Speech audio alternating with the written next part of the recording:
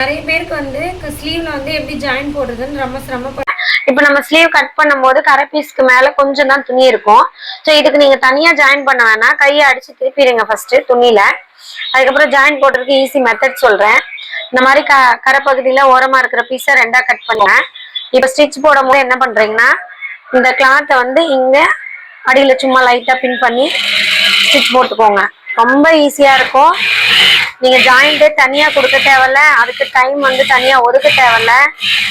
பாத்தீங்கன்னா இங்க பாருங்க, ஒண்ணும் இல்லை, இந்த தையலுக்கு கீழே துணியை இப்படி வச்சுட்டீங்க அப்படின்னா இதுக்கு வந்து கரெக்டா ஜாயிண்ட் ஆயிக்கும். அதுக்கப்புறம் கட் பண்ணும் போது எக்ஸஸா இப்படி விட்டு இப்படி கட் பண்ணீங்கன்னா கட் பண்ணும் போதே உங்களுக்கு வந்து கரெக்டான ஸ்லீவ்க்கு ஷேப்பும் வந்துடும், எக்ஸ்ட்ரா கிளாத்தும் வந்துடும்.